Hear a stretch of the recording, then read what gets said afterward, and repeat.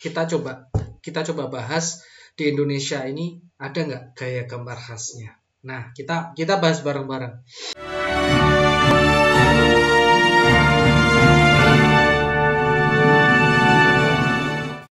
Assalamualaikum, ketemu lagi teman-teman dengan saya Ayub Nurmana. Oke, kali ini saya akan membahas sesuatu yang sering diperbincangkan oleh para penggiat kreatif ya, khususnya para komikus dan ilustrator, yaitu tentang gaya gambar. Nah, inti pembicaraan kita ya, inti pembahasan pada kali ini sebenarnya Indonesia itu punya nggak sih sebenarnya gaya gambar khas milik Indonesia sendiri, seperti halnya Jepang memiliki gaya gambar manga ya, atau orang Indonesia lebih suka menyebutnya dengan manga ya, walaupun ejaan yang betul adalah manga. Tapi kita pakai yang familiar aja deh ya, kita menyebutnya dengan istilah manga. Kemudian dengan gaya barat yang memiliki gaya comic art ya, jadi kita coba bahas di Indonesia ini ada nggak gaya gambar khasnya. Nah, kita bahas bareng-bareng. Nah, jadi ini sifatnya sharing ya teman-teman ya. Saya akan mencoba memberikan secara singkat alasan ilmiahnya ya. Jadi nanti teman-teman kalau misalkan ada perbedaan pendapat, ada berbeda perspektif ya, silakan sampaikan argumentasi teman-teman di kolom komentar. Kita bisa diskusi bareng ya. Nah, oke, jadi saya mulai ya teman-teman ya. Ngomong-ngomong, kemarin atau bahkan di banyak kesempatan ya, dan di beberapa waktu dari zaman saya kuliah sampai saya sekarang jadi komikus, sering ditanyain kenapa Mas Ayu pakai gaya gambar bukan khas Indonesia gitu. Nah, jadi teman-teman bisa sudah hafal ya gaya gambar saya ya teman-teman ya. Teman-teman bisa lihat karya-karya saya di konten-konten yang ada di channel Ayub Nurmana. Teman-teman pasti bisa melihat secara langsung gaya gambar saya seperti apa, karyanya seperti apa. Oke, jadi langsung aja saya akan tunjukkan. Nah, jadi orang-orang bukan dari pembaca ya, malah bukan dari pembaca komik saya, selalu bertanya, kenapa Mas Ayub nggak pakai gaya gambar Indonesia gitu? Kok gambarnya agak Jepang, agak Barat ya? Jadi nggak memberikan identitas dari bangsa sendiri. Nah, sekarang saya bertanya, sebenarnya gaya gambar khas Indonesia itu seperti apa? Nah, jadi kriterianya seperti apa? Ya, nah kita bahas dulu. Jadi yang namanya gambar khas atau kriteria ya teman-teman ya, kalau kita bahas gambar khas yang seharusnya itu adalah suatu gaya gambar suatu bangsa atau negara ya, di mana gaya itu sudah disepakati oleh semua artis atau khususnya komikus dan ilustrator, sehingga mereka kalau di luar dari pakem ya, kalau mereka keluar dari pakem gaya gambar khas tersebut, berarti udah keluar dari gaya gambar khas tersebut. Misalkan gaya gambar manga ya atau manga ya, itu adalah khas milik Jepang. Tapi kalau Jepang menggunakan gaya gambar di luar kriteria manga atau manga, berarti udah bukan manga lagi gitu ya. Jadi itu yang menjadi identitas. Jadi yang kalau Jepang harusnya menggunakan manga, aturannya seperti itu. Kemudian kalau Amerika harus menggunakan comic art ya. Nah, kemudian kalau Indonesia harus menggunakan apa ini? Nah, jadi masalahnya teman-teman, kita itu belum ada semacam kesepakatan gaya gambar khas milik kita sendiri. Ya. Nah, jadi kalau kita melihat kenapa Jepang bisa seragam, ya gaya gambarnya manga semua. Di Amerika juga pasti menggunakan gambar comic art ya, untuk industrinya, untuk industri mereka, untuk intellectual property mereka. Bukan untuk job dan commission ya. Kalau job dan commission kita bebas menggunakan gaya gambar apa aja. Tetapi untuk industri yang berkaitan dengan identitas suatu bangsa ya, misalkan jangan sampai DC milik Amerika, karya-karya DC dan Marvel milik Amerika tuh pakai manga, itu nggak boleh. Harusnya mereka Amerika harus wajib menggunakan gaya gambar khas milik mereka sendiri. Begitu juga dengan Shonen Jump milik Jepang. Ya kan? Komik-komik Shonen Jump milik Jepang. Nggak boleh menggunakan gaya gambar western atau comic art. Itu nggak boleh, teman-teman. Harus menunjukkan identitas bangsa. Nah, ini berkaitan sebenarnya bagaimana gaya gambar itu menjadi identitas bangsa. Nah, masalahnya kita belum ada kesepakatan ya antara para seniman, antara para komikus, antara para ilustrator, para wadah kreatif, bahkan pemerintah juga tidak akan belum menyentuh ranah ini, padahal ini penting. Makanya kita jujur aja ya, dari perspektif saya ya, ini boleh yang nggak setuju silahkan berargumentasi di kolom komentar ya. Nah, jadi kita seharusnya ada kesepakatan, misalkan kita mengembangkan kayak gambar wayang, baik wayang kulit ataupun juga wayang golek ya. Nah, ini menjadi sebuah gaya gambar yang kita olah kembali.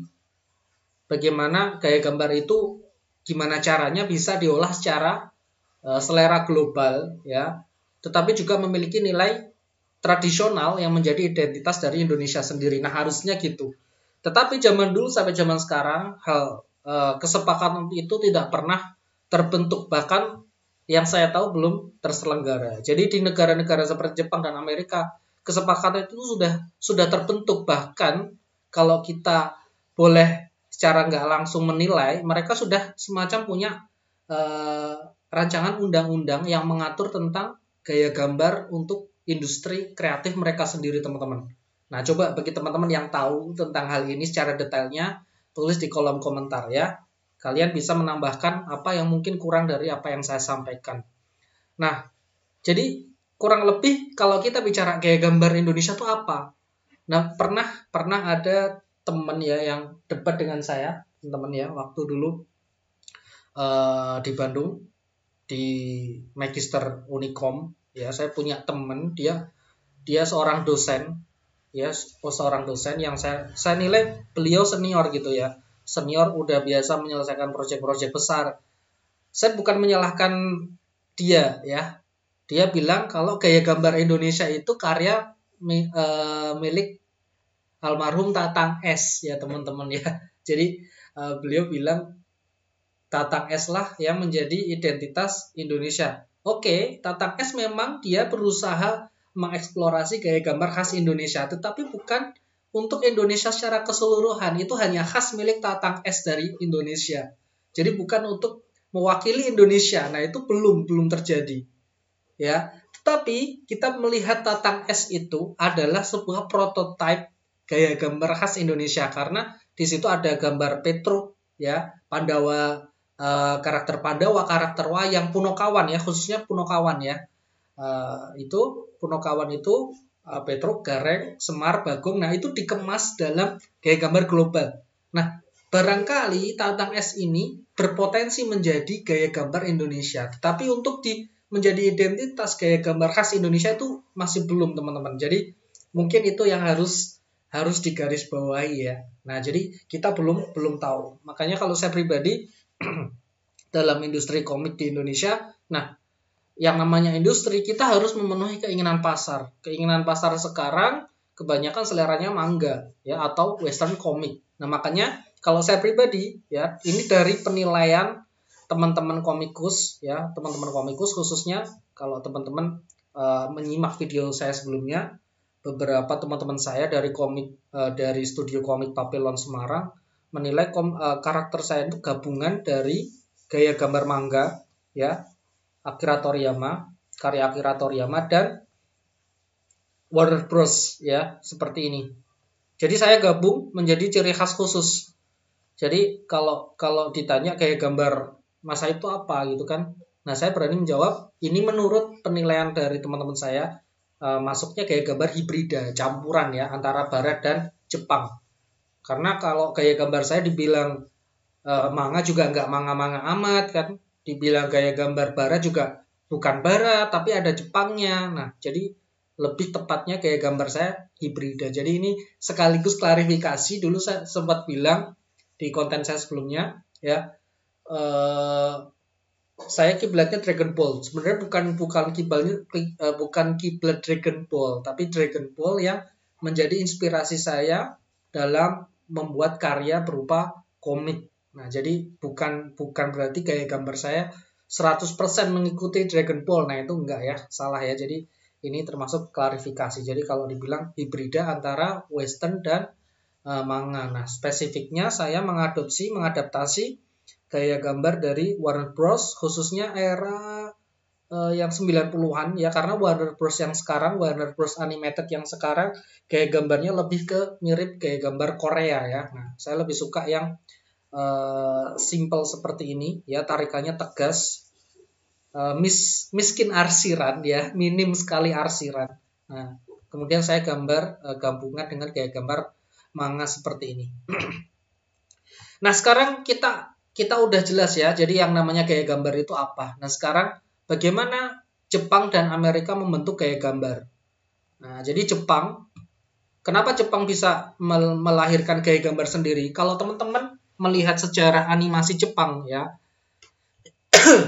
teman-teman akan melihat betapa animasi dan komik Jepang pada tahun 40-an atau bahkan tahun sebelum Perang Dunia ya, 30-an, 40-an lah ya. Nah, lebih seperti gaya gambar Disney, teman-teman ya. Salah satu yang tokoh yang kita kenal adalah kreator Astro Boy ya. Siapa itu? Nah, itulah dia. Saya lupa tuh. Nah, teman-teman bisa tulis di sini ya, tulis di kolom komentar ya. Nah, jadi kalau kita lihat Jepang, karya animasi dan komik Jepang dulu itu mirip banget seperti gaya gambar barat ya. Spesifiknya gaya gambar Disney, teman-teman. Disney ya. Jadi harus dipahami. Nah, Jepang akhirnya dia menemukan karya-karya kuno ya milik leluhur mereka. Nah, jadi kurang lebih karyanya seperti ini. Ya, jadi sehingga mereka mengolah kembali untuk menjadi gaya gambar khas milik Jepang. Akhirnya lahirlah gaya gambar manga ya, seperti yang sudah kita kenal sekarang. Nah, karakter-karakter legendarisnya ada dari judul Dragon Ball, One Piece, Naruto. Kemudian sekarang yang lagi tren itu apa sih? Tokyo Revengers, kemudian Demon Slayer, ya, ada Dr. Stone ya kalau nggak salah ya, ada Bleach, ada banyak ya, Boku no Hero Academy, ada macam-macam ya. Teman-teman bisa melihat di sini ya, gaya gambar manga adalah hasil pengembangan dari gaya tradisi Jepang. Nah, jadi itu caranya. Kemudian gaya gambar barat dipengaruhi dari mana teman-teman? Ya, sangat dipengaruhi oleh gaya gambar lukisan realis, khususnya spesifiknya gaya seni realis ala Yunani. Nah, seperti ini. Ya, Yunani itu kebanyakan dari patung ya. Karyanya dari patung ya, seperti ini. Nah, ini salah satu karya patung yang terkenal ya. Nah, ini ya teman-teman ya.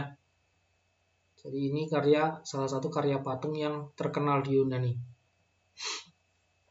Nah, ini saya bukan bermaksud menunjukkan sesuatu yang vulgar, bukan ya. Jadi ini hanya untuk akademis ya teman-teman ya. Jadi meskipun mereka realis, tetapi ini ada distortif juga. Karena otot manusia itu tidak sesempurna ini, teman-teman ya. Jadi mereka menggunakan distorsi dengan proporsi gaya mereka sendiri. Ya. Nah, teman-teman bisa melihat akhirnya muncullah berkembang gaya gambar seperti salah satunya karya Jack Kirby yang terbiasa menciptakan komik Marvel dan DC ya, yang era klasik. Kemudian berkembang sampai sekarang, kurang lebih gaya gambar barat seperti ini ya. Ini Marvel dan DC. Ini salah satu contoh aja ilustrasi Marvel versus DC. Kurang lebih gaya gambarnya realis banget ya. Ototnya detail, arsirannya detail, gelap terangnya detail, shadingnya detail. Nah, inilah salah satu adaptasi dari gaya seni Yunani yang realis. Nah, muncullah gaya gambar barat seperti itu ya teman-teman ya. Nah, jadi kurang lebih kalau kita ingin serius memiliki gaya gambar khas Indonesia, kita harus berawal dari gaya gambar tradisi kita yang menjadi identitas bangsa. Kenapa Amerika harus menggunakan comic art? Kenapa Jepang harus menggunakan manga? Ya karena pemerintah Jepang dan Amerika, bahkan juga seperti Korea, Cina, mereka paham betul bahwa identitas dari suatu bangsa itu adalah suatu hal yang penting. Bagaimana mereka menjual intellectual property mereka untuk menyampaikan nilai-nilai budaya mereka untuk menginfluence para penggemarnya, ya, tujuannya agar kemudahan mereka dalam akses politik dan ekonomi. Nah, jadi sudah pernah saya bahas sebelumnya. Mungkin nanti suatu saat kita akan lebih banyak bahas tentang intellectual property ya teman-teman ya. Jadi pada bahasan ini saya hanya memberikan contoh dari Jepang dan Barat. Sebenarnya ada juga dari Korea, ada Cina, ada India, macam-macam ya. Nah, mereka juga berawal dari gaya gambar tradisi mereka. Nah, kenapa Korea, Jepang, dan Cina kenapa hampir mirip? Karena memang akar nenek moyangnya hampir sama teman-teman ya. Kalau kita teliti Jepang, ya Jepang itu ya sumber tradisinya mirip, bahkan sebagian dari peradaban Cina ya. Coba teman-teman nanti bisa cek di situ dalam artikel di internet banyak ya. Bahkan saya juga mendapatkan sumber ini dari beberapa teman di sastra Jepang ya, mahasiswa sastra Jepang. Nah, jadi itu aja teman-teman, saya menyampaikan secara singkat ya, dan ini sekelumit data yang menjadi landasan kita. Jadi kalau ingin benar-benar serius dalam menciptakan karya gaya gambar original Indonesia, makanya kita harus seluruh Indonesia harus bareng-bareng sepakat. Nah, makanya kalau selama belum ada kesepakatan itu ya kita boleh menggunakan gaya gambar apapun, tetapi kita kemas menjadi gaya gambar khas milik kita sendiri. Nah, jadi walaupun kita misalkan terpaksa menggunakan gaya gambar manga atau comic art ya, atau manhwa ya, kita tetap itu adalah khas milik kita sendiri karena manga Indonesia beda dengan manga yang ada di Jepang ya. Terbukti semuanya memiliki ciri khas masing-masing. Nah, jadi kurang lebih itu ya teman-teman ya yang ingin saya sampaikan. Semoga bermanfaat. Silahkan kalau teman-teman yang ingin menambahkan apa yang mungkin saya belum sampaikan, dan silahkan bagi teman-teman yang ingin menambahkan data atau berargumentasi atau ada teman-teman yang setuju atau tidak setuju, silahkan tulis di kolom komentar. Itu aja. Semoga bermanfaat. Sampai ketemu lagi di konten selanjutnya. Akhirul kalam. Wassalamualaikum warahmatullahi wabarakatuh.